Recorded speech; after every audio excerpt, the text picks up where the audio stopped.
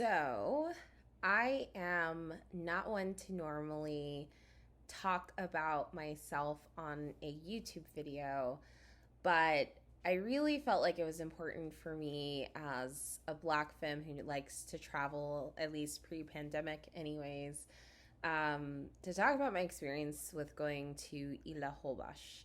Um, I think I got suckered in, like a lot of people, with the Instagrammable photos of this just ridiculously beautiful water, white sand beaches. It seems like the perfect place, honestly, to recuperate after a very traumatic year. And it was traumatic, obviously, for the world over.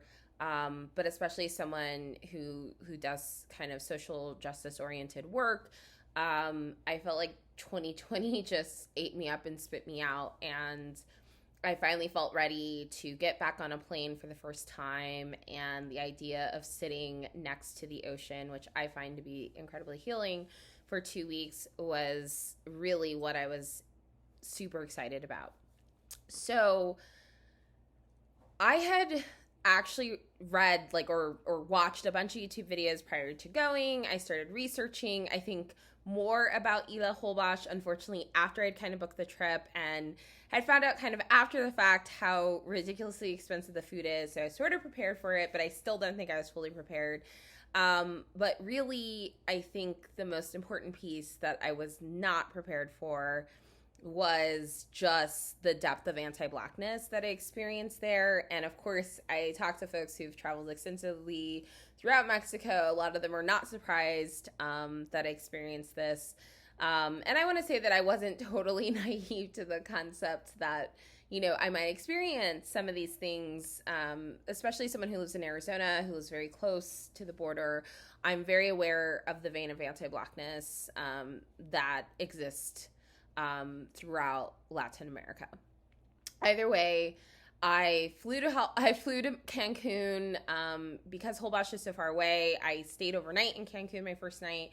Then I, had a driver drive me to Chiquila, which is where you catch the ferry. Caught the ferry. It takes about a half hour to get to Holbox. The first day, it was just gorgeous. My first 6 days there, I was alone. My friend was going to join me, but she could only take a short time off.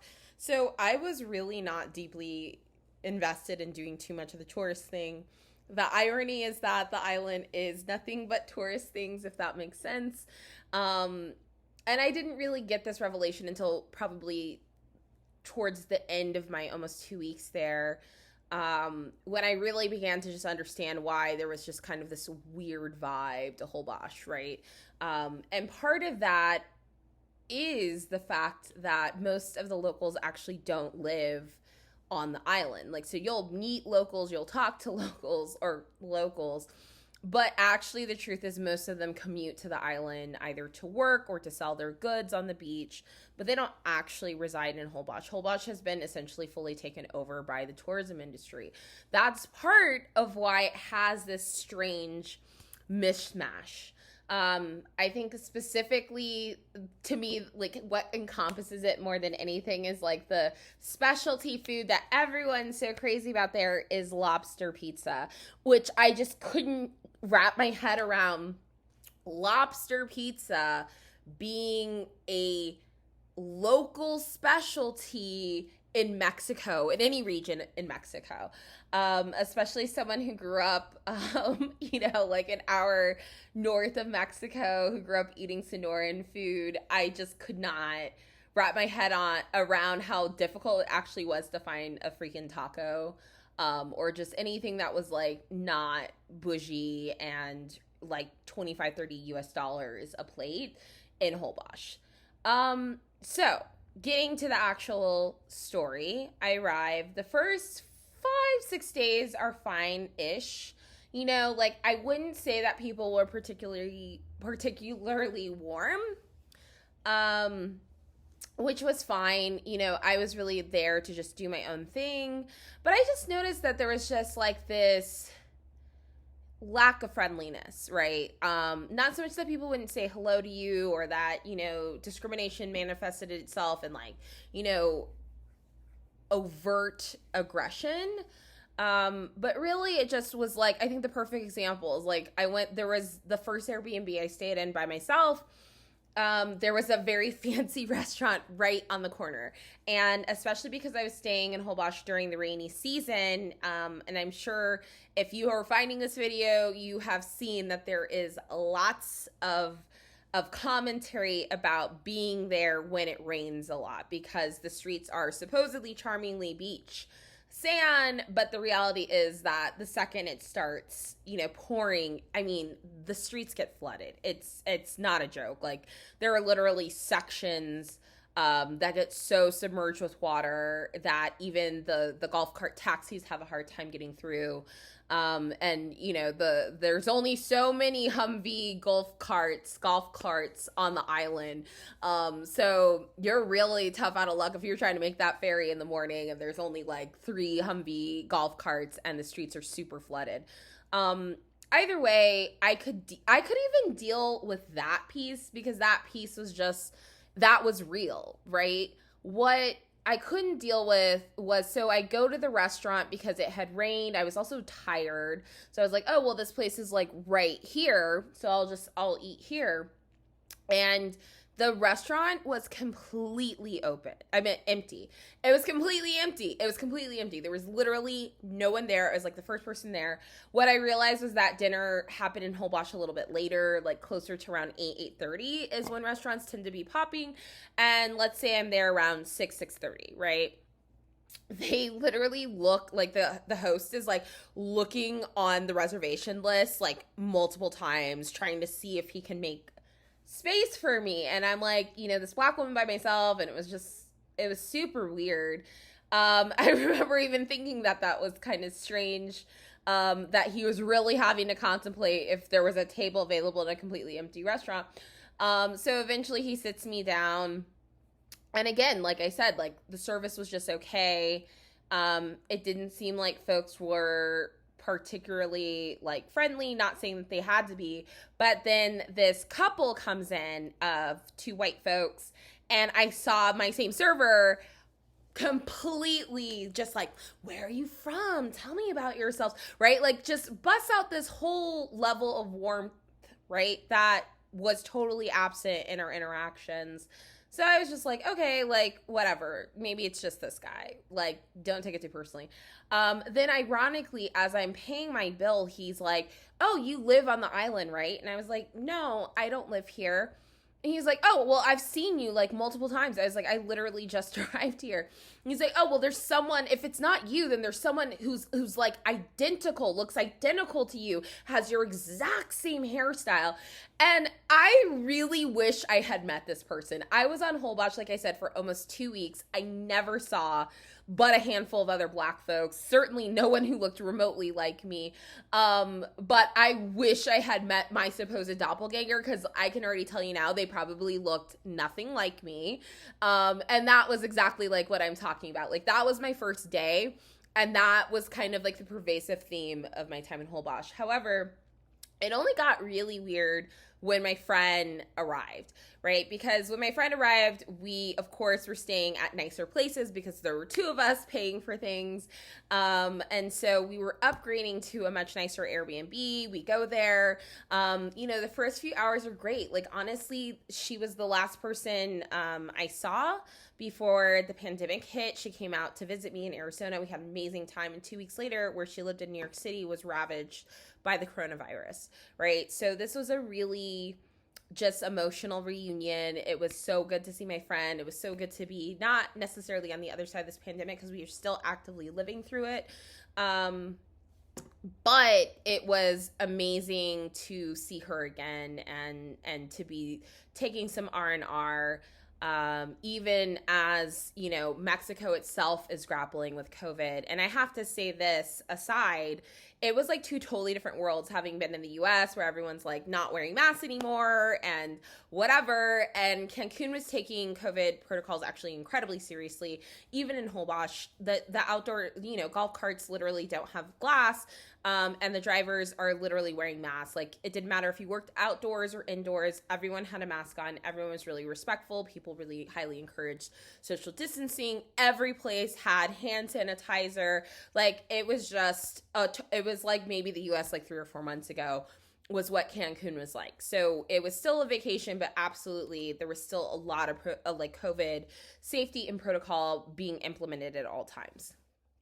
Either way, when my friend came, so we go to this Airbnb, it's really nice, we're really happy, then the knock comes. They tell us that our AC doesn't work in the room and these repairmen are going to come and fix our AC. And we're like, okay, cool, no problem. But then, like, literally the guys would come into the room for 5 minutes, leave, knock on the door again. And there came a point when they weren't even waiting for us to get to the door. They would just like push open the door. And, I am not an expert on fixing an AC, but even I could tell there just was a point when it was like, I don't know what they're doing, but they're definitely not fixing an AC. They're just like sort of like looking at it. They're not opening the machine. They're not working on the motor, nothing like that. Eventually we leave to get dinner. We come back and the AC is still broken. And so they eventually just tell us they're going to have to move us for the night and that a new AC unit will be installed tomorrow. And so we're like super chill about it. We're like, cool, no problem.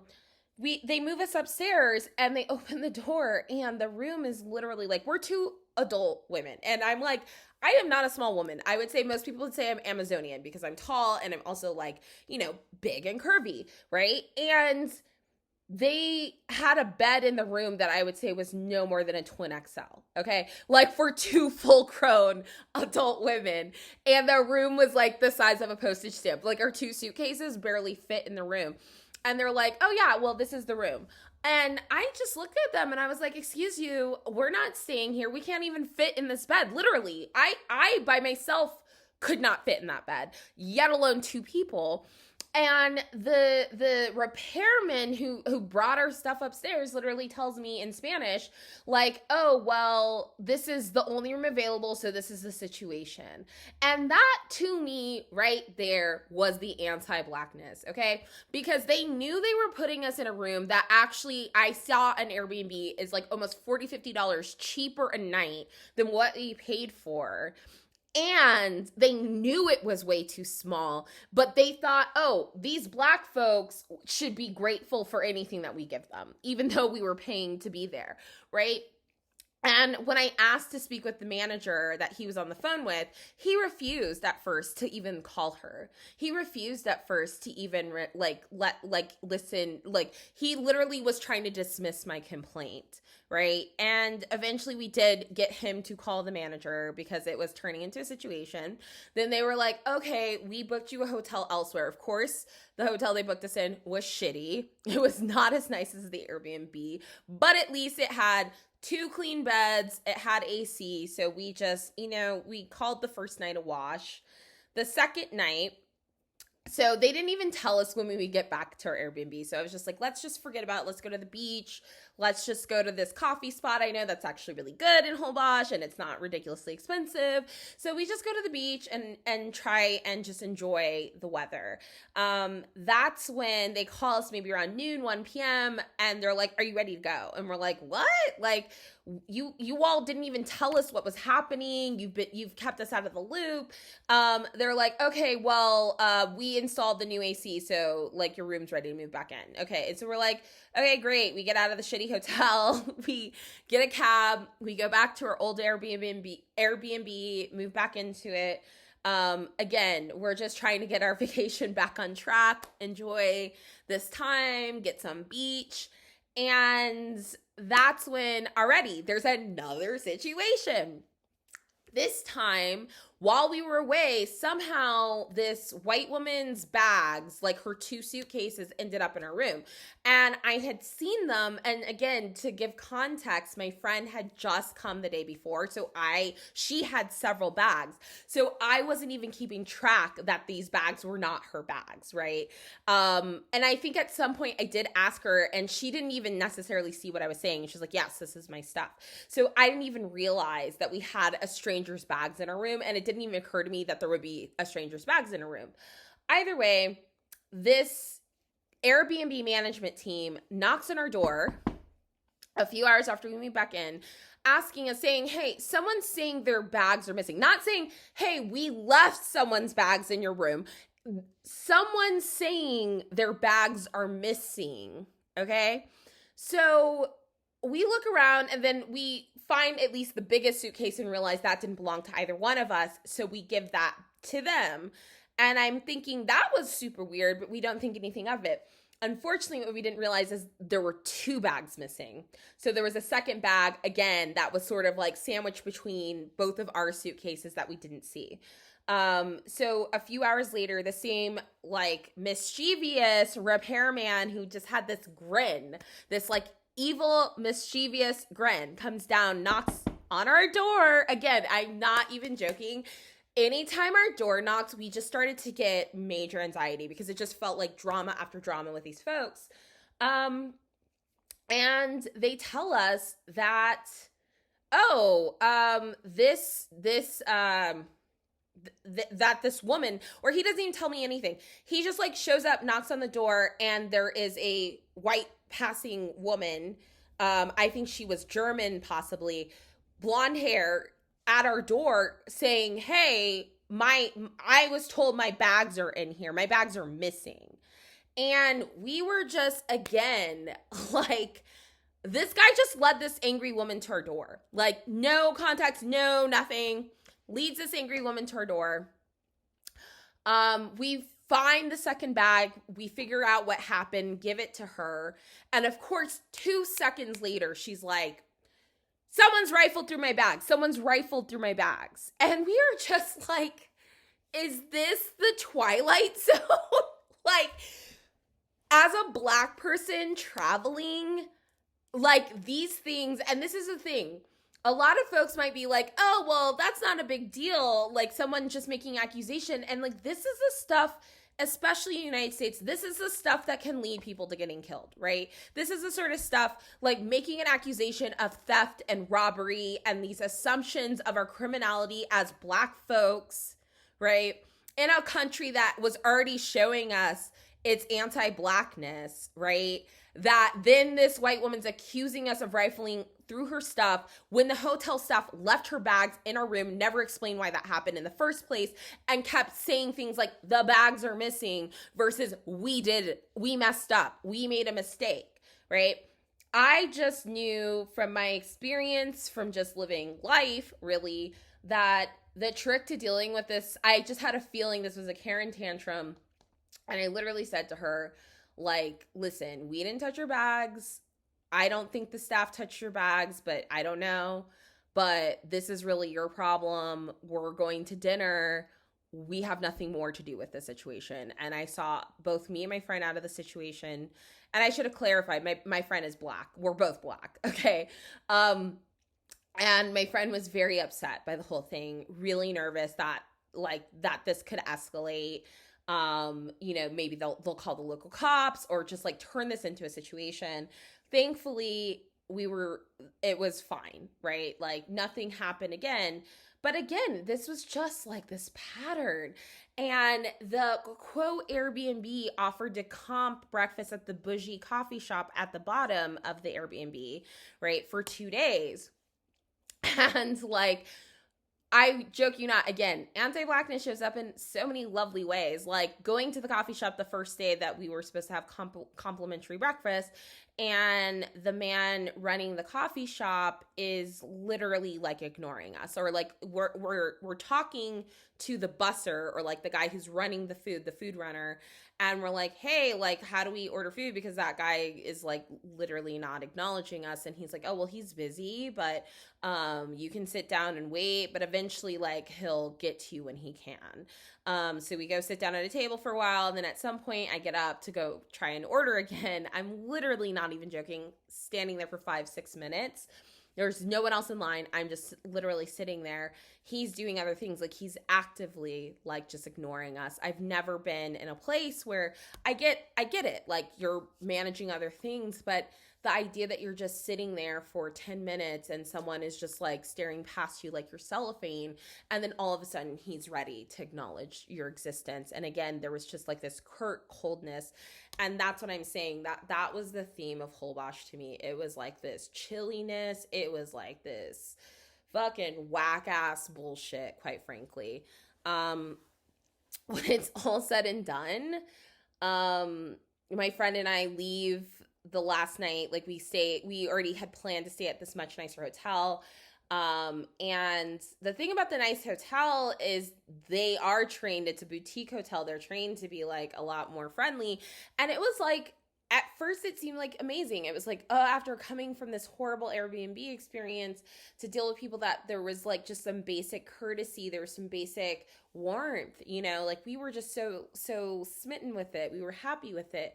But then as we were staying even there, I just began, again, like there was a sensitivity and awareness. I could see how with the white guests, how completely different the staff were with them versus what they gave us. Like, we were getting like 1/10 of the energy, like that. Anytime like one of the white male patriarchs was like, you know, with his family, like with their family is being like, oh yeah, like the guys would like the guy, and it was all men too working in this hotel, they would just like hop to it. Okay. Hop to it. Right. And then there was also this group of really pretty young kind of Instagram-y girls staying there. And also they got treated very differently than us. Perfect example. We were there our last morning on Holbox, our last moments on Holbox. And we were getting our fancy breakfast at this hotel, and it was like, I had to literally ask, considering how exceptional, right, the customer service is supposed to be, I had to ask 4 times to get a refill on my coffee. Every time the guy would come, there were only like 3 other families or 4 other like groups there. Like literally I had to keep reminding the guy, and he kept being like, yeah, sure. And then he'd get distracted by whatever one of the white families was asking for and forget about my coffee. And it was just embarrassing. It was humiliating. And that was just really the vibe of the trip. It was just like this blatant second class, status that just followed us everywhere. And it was like, no matter, we actually had one of the most expensive rooms in that hotel. And I'm not saying that means we're better than folks or anything like that, but I'm saying literally we had like the family suite, which is like the most expensive room in the hotel, which honestly, it was so small. Like, I'm like, these families must be like tiny little like European families, because me and my friend, we took up like the 2 beds, like that was it. But the family suite, we were paying like premium. And even before we even checked into this hotel, they called me asking if I would be willing to downgrade my room, not for any discount, but just downgrade my room so that someone else could stay longer. And like, again, it was just this vibe of the trip. So all of this very long-windedness to say that I would really highly caution Black folks traveling to Holbox. I do think that, you know, one, I was a Black woman alone, and then my friend and I were 2 Black women together.